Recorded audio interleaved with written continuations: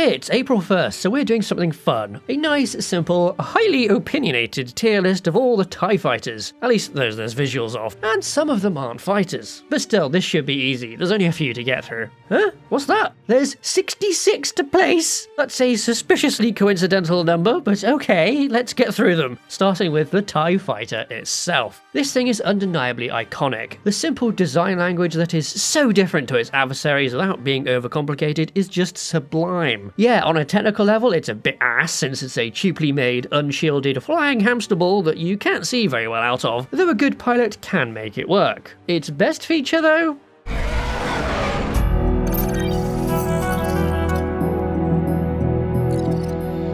That is one of the best sounds ever in sci-fi. Straight into S tier, no question. It's got a bunch of variants that basically all look the same but that do slightly different things. There's the fire control with less guns and more sensors, the RC which does basically the same thing but for local recon, the Scout which has a hyperdrive and you'll never guess what that's used for, and the Light Duty which is refurbed with spare parts and is meant for training. These four are D tier because while they fill interesting roles, they're almost indistinguishable and thus terrifically average. Marginally above these four comes the Outland, which seems to exist solely for this scene in The Mandalorian. Hey, at least the folding wings and landing gear look cool, earning it a spot right in the middle at C tier. Alongside it, also in C tier, will be two differently coloured TIEs. The first is one of the prototypes that's painted blue. It's a little more fragile looking than the final TIE design, and has cool looking different weapons to differentiate it. The next one is the yellow painted Mining Guild variant, which chopped out the two front segments of the panels to increase visibility at the cost of manoeuvrability. Good stuff so far, but it also squeezed in shields despite that. Seems like it's trying to have its cake and eat it too here, magically getting more upsides along with its downsides, which is why it's not going higher. What does go higher than it is the as yet unrecanonised RC Vanguard, which does the same sort of thing as the other RC, but it's visibly different with altered panels to not interfere with its protruding sensor antennas. Great stuff that has it stand out. B tier.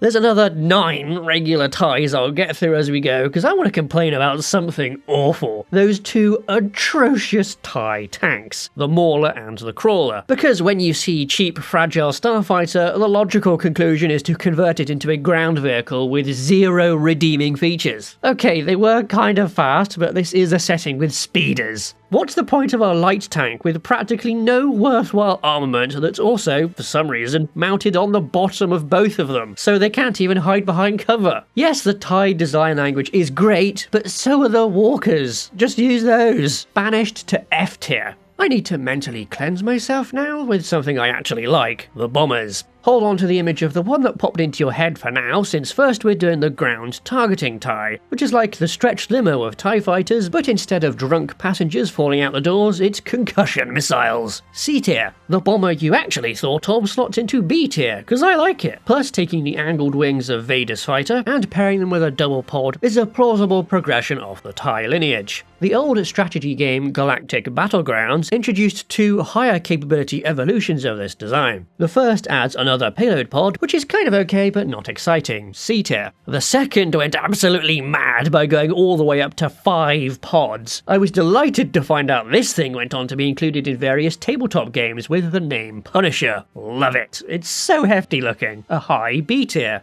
Another heavy bomber is the Scimitar, which is very different to the existing TIE visual style. You can definitely still see it though, and the differences are in the service of better performance. It's faster and more heavily armed, and even has an escape pod for its 2 crew. But I don't like how it looks, so it languishes in D tier. A similar heavy attack craft comes from a strategy game, the Lancet from Empire at War, which mixes the TIE style with the Lambda shuttle, and for some reason makes it blast ground targets. Pretty weird idea, but kind of good execution, though I didn't play that game, so C tier. We'll come back to lighter bombers later after doing some other stuff, like some random fighters such as the Raptor, a terrible little thing that's far too heavily armed for what it is, E tier. There's this unidentified square panelled thing from a recent comic book that's also E tier because it's kind of ugly. It's like it's trying to be the automated drone TIE from Dark Empire and failing at it. These things though are great, perfect continuation down the cheap path, and they look neat too, B tier. Since I can't fit it in anywhere else, this neat TIE from Visions can go into C tier, because it looks kinda mean but doesn't show up much. Nearly 5 minutes in. Progress check.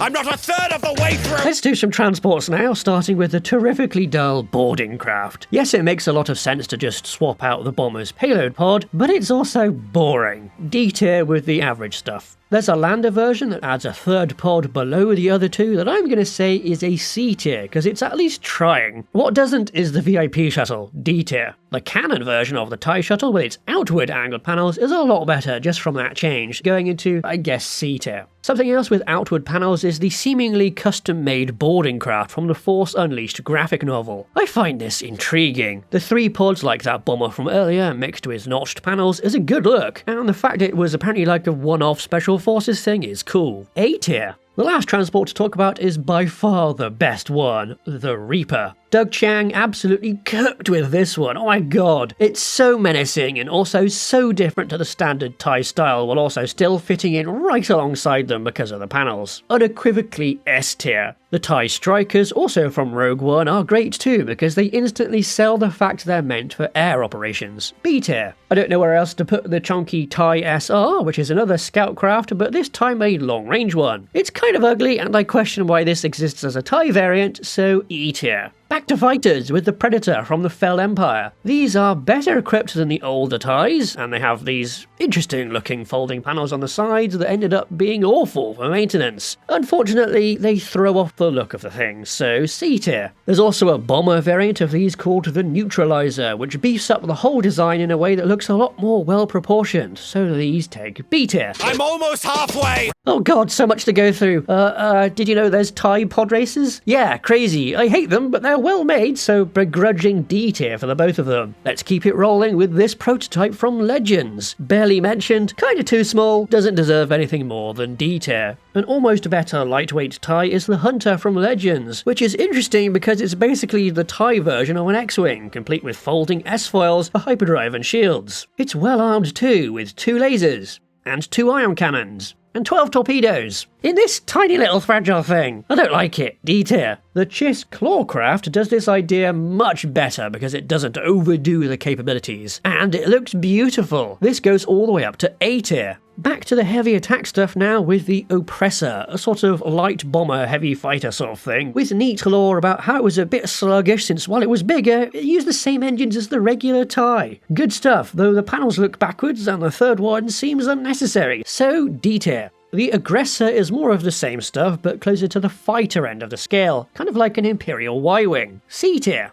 The Sentinel is pretty similar again, and may just be unused concept art for the Aggressor. E tier because this one barely even exists. Further down the scale is the TIE RB, a heavy fighter that slots in a laser pod between the pilot and one of the panels. Definitely interesting, but I had forgotten this even existed, so it clearly didn't leave much of an impression. D tier.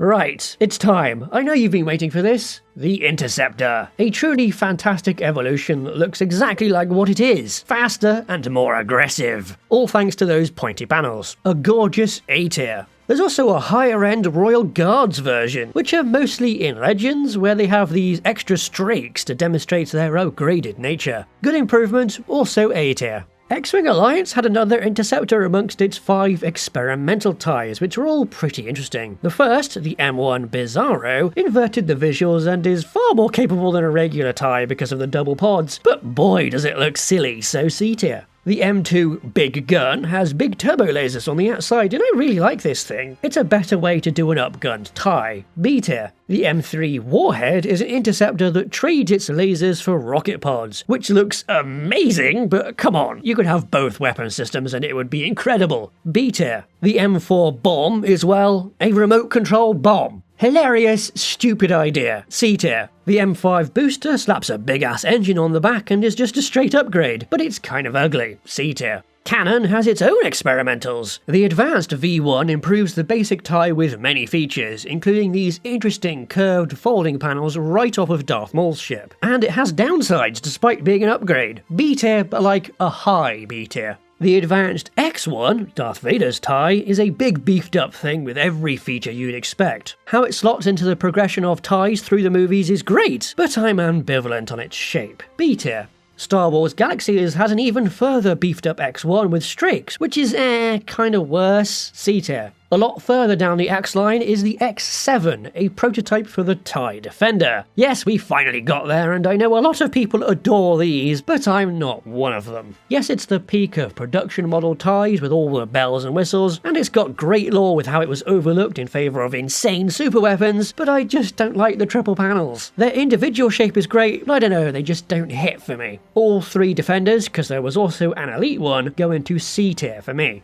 The Phantom also has trilateral symmetry, and I much prefer this. The smaller panels don't mess up its proportions, which I think is why I dislike the Defenders. The shape of the Phantom is also a great way to get that aggressive look from the Interceptor, but in a different way that's unique, which befits its role as a sneaky stealth fighter with a cloaking device. Very cool ship, way up in A tier, borderline S tier. Insert funny segue here to the First Order TIEs. Default TIE, boring, D tier. Heavy TIE, boring, D tier. Echelon Assault Shuttle from the theme park, kinda bleh, D tier. Special Forces TIE, an interesting idea, but I dislike the inverted colour scheme which limits it to C tier. The Vendetta, or Silencer, or whatever it is a great villain ship, but it's just kind of an overweight interceptor really, isn't it? Plus again, the black colouring, which makes it hard to see in space, so C tier. Pretty negative so far, but I do really like the First Order Bomber. It's pleasingly chonky, which matches its role, plus it's got great looking outward angled panels. A tier, but only just.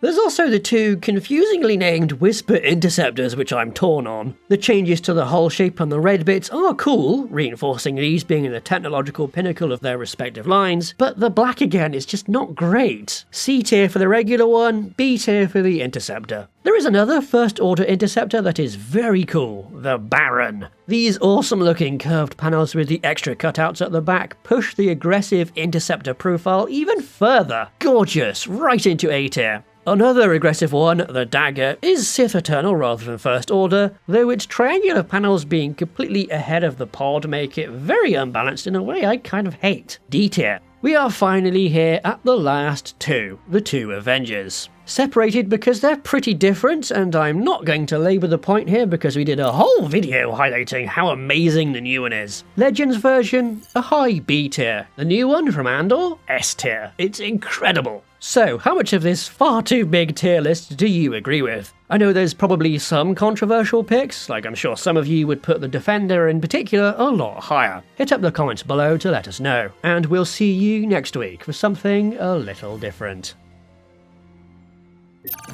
You can support Spacedock by joining our Patreon, where you can get our frigate, fighter and carrier design reference books, as well as 1 week early access to upcoming videos. Thanks to our supporters, and thank you for watching.